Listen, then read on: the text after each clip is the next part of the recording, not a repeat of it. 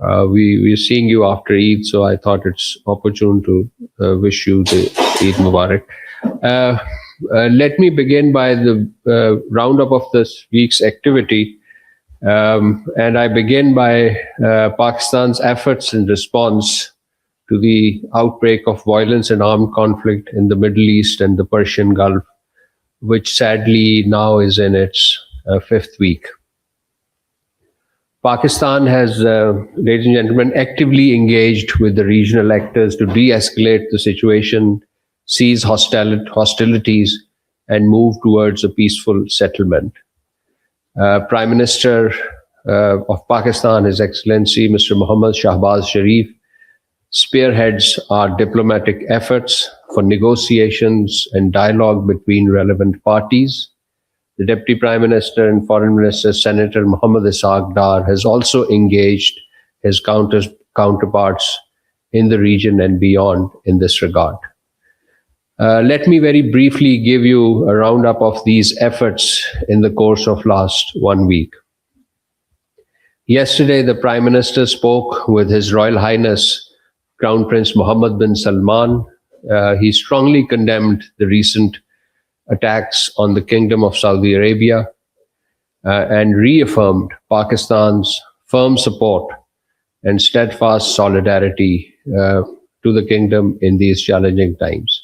Appreciating the Kingdom's restraint, the Prime Minister underscored the urgent need for de-escalation and end to hostilities and unity within the Ummah. He also briefed the Crown Prince on Pakistan's diplomatic efforts to promote regional peace and stability, and both leaders agreed to maintain close coordination. 2 days earlier, on 23rd March, the Prime Minister spoke with the President of Iran, His Excellency Dr. Masoud Pezeshkian. The leaders discussed the grave situation in the Gulf region, emphasizing the urgent need for de-escalation, dialogue, and diplomacy. The Prime Minister highlighted the importance of unity within the Ummah and reaffirmed Pakistan's commitment to playing a constructive role in advancing regional peace. Amongst other important conversations of the Prime Minister, on 18th March, he spoke with His Highness Sheikh Sabah Al Khalid Al Sabah, Crown Prince of Kuwait. On 19 March, with President Recep Tayyip Erdogan of the Republic of Turkey. On the same day, with His Majesty King Abdullah ibn al-Hussein of the Kingdom of Jordan. On 20th March, the Prime Minister had held 6 telephone conversations with the heads of states and governments, and these included President Ilham Aliyev of Azerbaijan, Prime Minister Datu Seri Anwar Ibrahim of Malaysia, with whom he spoke late yesterday as well, President Shaukat Mizrai of Uzbekistan, President Abdul Fattah al-Sisi of Egypt, Prime Minister Tariq Rahman of Bangladesh, and Prime Minister Nawaf, His Majesty King Hamad bin Isa Al Khalifa of Bahrain. And later that day, he spoke with Excellency, undertook intense diplomatic engagement throughout this week. On 18th March, the Deputy Prime Minister and Foreign Minister visited Riyadh at the invitation of the Saudi Foreign Minister to attend a meeting of the regional foreign ministers. The meeting included ministers from Azerbaijan, Bahrain, Egypt, Jordan, Kuwait, Lebanon, Qatar, Syria, Turkey, and the UAE. I'm sure you must have gone through the press release that was issued by the Ministry of Foreign Affairs, as well as the joint statement. Amongst important telephone conversations of the Prime Minister and Foreign Minister with his telephone call with his counterparts, let me briefly list. On 13th March with the Norwegian Foreign Minister Espen Barth, on 16th March with Saudi Foreign Minister Prince Faisal bin Farhan, the next day with Azerbaijan's Foreign Minister Ceyhun Bayramov, on 18th March with Turkish Foreign Minister Hakan Fidan, on 22nd March with Egyptian Foreign Minister Dr. Badr Abdul Ateh, On 23rd March with Iraqi Deputy Prime Minister and Foreign Minister Fawad Hossain, and the same day with Turkish Foreign Minister Hakan Fidan. And the topic of discussion was, of course, this regional situation. On the same day, he spoke with Iranian Foreign Minister Abbas Araghchi. So 23rd March, you can notice these 3 telephone calls. On 24th, the Egyptian Foreign Minister again, Badr Abdullateh, the same day with UAE Deputy Prime Minister and Foreign Minister Sheikh Abdullah bin Zayed Al Nahyan. Later that evening with the EU High Representative and Vice President Kaya Kallas. And yesterday, the Deputy Prime Minister spoke with his Malaysian counterpart, Foreign Minister Muhammad Hassan. So this is the roundup of intense diplomatic engagement done at the level of the Prime Minister and the Deputy Prime Minister and Foreign Minister. Moving on to other topics, on March 15th, we observed the world observed the International Day to Combat Islamophobia. You may recall that Pakistan played a key role with the OIC in securing the United Nations designation of 15th March as the International Day to Combat Islamophobia, and supported the appointment of a United Nations and OIC special envoys to address the challenges emanating from Islamophobia. And in his message on the occasion, the DPM-FM reaffirmed solidarity with the Muslims worldwide, highlighting the rise of Islamophobia globally, including attacks on mosques, women, and holy text.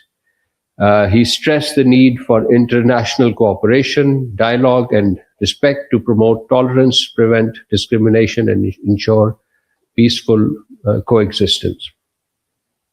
On an issue which is quite relevant to Islamophobia, Pakistan strongly condemned the continued closure of the historic Jama Masjid in Srinagar, noting that he noted that preventing worshippers from offering congregational prayers constitute a serious violation of religious freedoms and fundamental human rights. The Jama Masjid, historic Jama Masjid in Srinagar, remained closed for most of the Ramadan and during the Eid prayers. For the 7th consecutive year since the Indian illegal actions on 5th of August 2019, the Indian occupation authorities have sealed this mosque and barred Kashmiri Muslims from gathering on spiritually significant days. Such restrictions, particularly during Ramadan and on Eid, are a matter of deep concern. Pakistan has urged the international community, including the United Nations and relevant human rights organizations, to take notice and call on India to uphold the fundamental right to freedom of religion in Indian illegally occupied Jammu and Kashmir.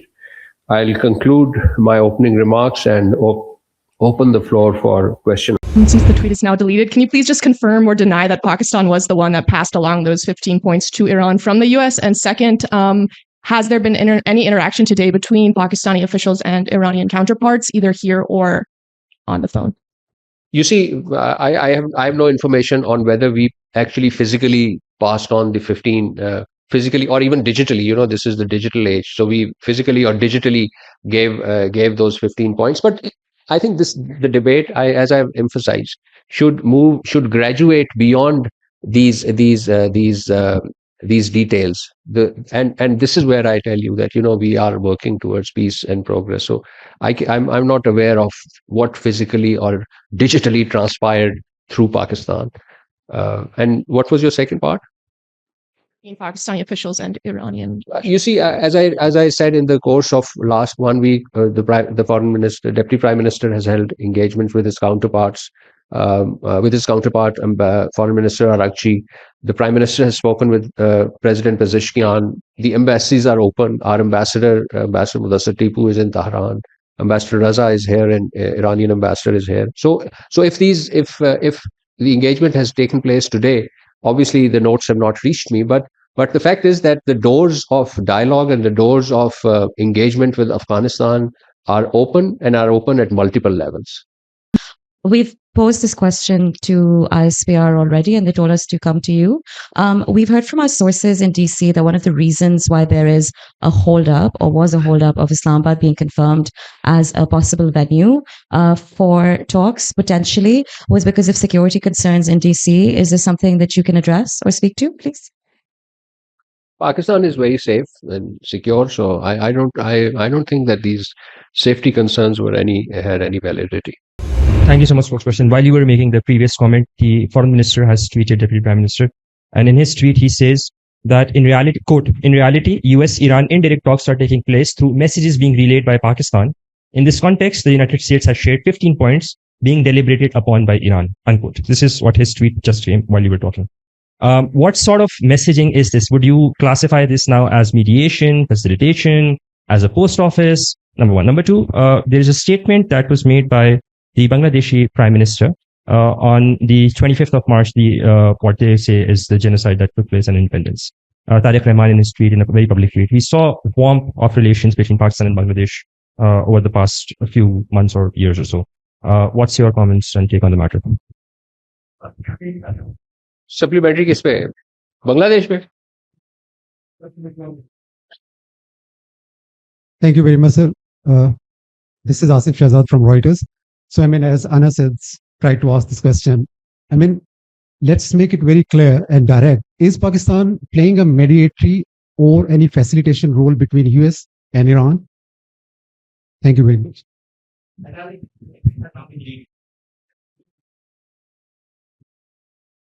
Look, let's. My hands were free. जी बाकिर साहब का follow up ले लें. So just to add to what colleagues have already said, so beyond the role that Pakistan is playing or is reported to be playing, how would you assess the developments that have happened since the announcement of pause till today, so that we can build on that from how things are going to progress from here onwards? First of all, you see, 15 points were given, 5 points were delivered. In diplomatic exchanges, points are delivered, notes are shared, and notes are exchanged. So I think, irrespective of whether the tweet stayed or was deleted, the fact remains that Pakistan is offering its good offices for these talks, and we have used, and these are good offices have been used by relevant parties. If you recall, our Prime Minister had very categorically stated about hosting and facilitating. So coming to Asif, your question on whether we are mediating, facilitating, in Pacific settlement of dispute, which is a UN chartered sanctioned term, it's covered in under Chapter 6 of the UN Charter. There are various stages of negotiation. There are various stages of processes to build to seek a peaceful settlement of dispute. So you have arbitration, you have mediation, you have facilitation, and you have good offices. Our Prime Minister has used the word of facilitating, hosting. So I think let's stick to that, and we would be offering our good offices, irrespective of in what paradigm you bracket our role. The fact remains that we are striving for peace. We are striving for settlement of disputes, cessation of hostilities, and as I said, our goal, if it is to be summarized in one word, that word is peace. So how we achieve it, whether it is through good offices, through facilitation, through mediation, I leave it to you. These are the paradigms in which this diplomatic exchanges is taking place. So I would request that this answer should suffice if there is any doubt about Pakistan's role in your minds on this issue. You see, assessment. I would not give an adjective to my sentiment. As I told you, we in diplomacy, in international matters, it's always good to be optimistic. So there would be hiccups, there would be obstacles, there would be roadblocks, but that should not deter us from pursuing peace and progress and dialogue. And the ultimate objective should be the peace. So hurdles will come on the way, but let's brave through these hurdles. Let me try to summarize, and I think this is basically the crux of the matter has been asked. Let me try to first of all say that I don't think that we have been silent on this issue. I think there have been first of all, there have been international engagements, which I have summarized in my opening remarks, and we have been from time to time issuing the press release or the posts on or either from the Prime Minister's office or from the Ministry of Foreign Affairs. And you may also recall that the Prime Minister Shehbaz Sharif, had stated in a very clear and unequivocal terms that Pakistan welcomes and fully supports all sincere efforts to advance dialogue aimed at ending the war in the Middle East, efforts undertaken in the larger interest of durable peace and stability in the region and beyond. So that statement is on record. Subject to concurrence, the Prime Minister also alluded that subject to the concurrence of the United States and Iran, the Prime Minister conveyed our readiness and indeed our honor to serve as a host to facilitate meaningful, result-oriented negotiations leading to a comprehensive settlement of the ongoing conflict. So with this broad policy statement that the Prime Minister gave, we have remained actively and constructively engaged with relevant regional stakeholders and beyond our region, consistently advocating for immediate de-escalation, cessation of hostilities, and an irreversible path towards a peaceful resolution. The Prime Minister is personally leading our diplomatic outreach to promote dialogue and understanding among all concerned parties. His recent public messaging, as you would have noted, received wider international audience, including acknowledgement by the leadership of the United States. The Deputy Prime Minister and Foreign Minister, Senator Mohammad Ishaq Dar, has also maintained closed and continuous, very robust engagement with his counterparts across the region and beyond in furtherance of these efforts. And at the same time, we have, so whilst these efforts are continuing, we have noted with concern the circulation of speculation and unverified reports in certain sections of the media regarding developments in the region, including claims relating to diplomatic exchanges and even purported travel itineraries for that matter. So I have received numerous queries seeking confirmation of such reports. Let me emphasize that diplomacy, particularly in moments of heightened sensitivity, requires discretion, patience, and confidentiality. These are not mere preferences. These are essential prerequisites for success. So we would therefore urge all parties, all media platforms to exercise responsibility, refrain from conjecture, and rely solely on official channels for accurate and timely information. Pakistan will continue to play a principled and proactive role in building bridges, guided by sincerity of intent and clarity of purpose. Our objective is unwavering and unambiguous. If I were to distill or summarize our goal into a single word, that word would be peace. Thank you. My question is about Pakistan's offer to host talks between United States and Iran in Islamabad. And the question is, what is the response from Tehran, whether any delegation from Iran is coming to Pakistan, and whether the Vice President or any other American official is planning to arrive here later this week at any point. So the question is, what is the status of Pakistan's offer, or whether we are going to host these talks later this week or at some other point? As regards our offer, I have explained myself. As regards the timing, the venue, the itinerary, these details we will reveal in due course. And as I said, let's not speculate and let's wait for the official announcements. I have answered.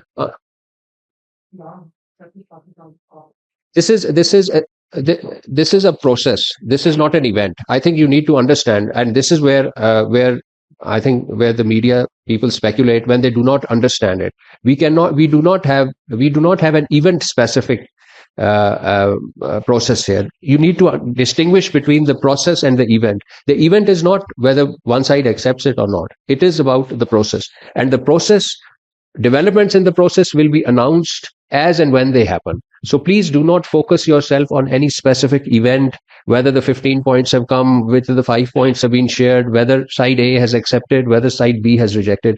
Please elevate yourself from these positions and think about the whole process. And as I said, when the process will have some concrete information to be shared with media, that information will be shared.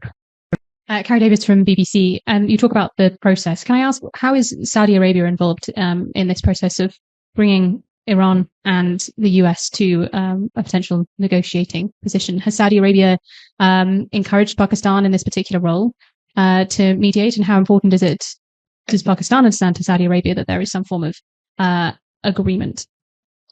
So you see, Saudi Arabia is a principal interlocutor and a major party in this. Saudi Arabia has been attacked.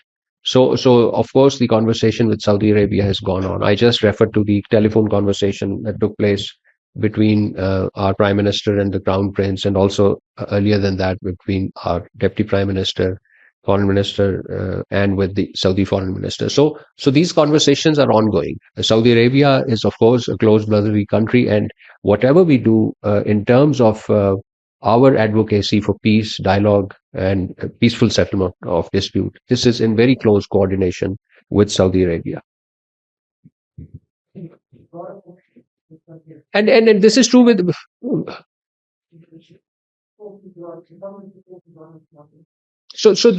is to a certain degree applicable to all the Gulf countries. You know, we unequivocally condemned when attacks were launched on these Gulf countries, including Saudi Arabia, UAE, Qatar, Kuwait, and Bahrain.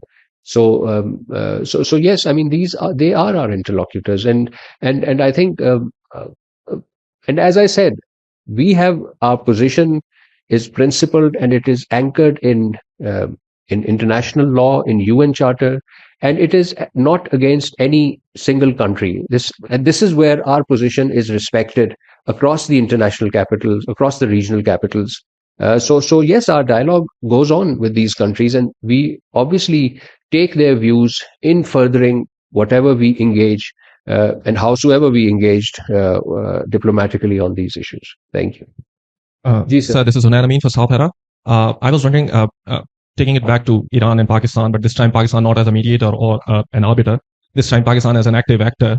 Pakistan as an active participant of this regional conflagration. How far Pakistan can go without aligning itself to either Saudi Arabia or Iran if the defense treaty, the mutual defense treaty is invoked and Pakistan, the said talks do not transpire or fail, how far Pakistan can go without being an active ally to Saudi Arabia, and can Pakistan also absorb the ramification of it? Pakistan has plenty of diplomatic space to engage our brotherly countries in the region and beyond, and we find no sense of claustrophobia in this regard by way of any instrument that we may have with any of the party. Final question. I think you need to be more optimistic. If the talk fails, if the heavens fall, if in history is a subject that has been debated by the historiographers, if in the future is a more potent subject, and I think let's not go into that area.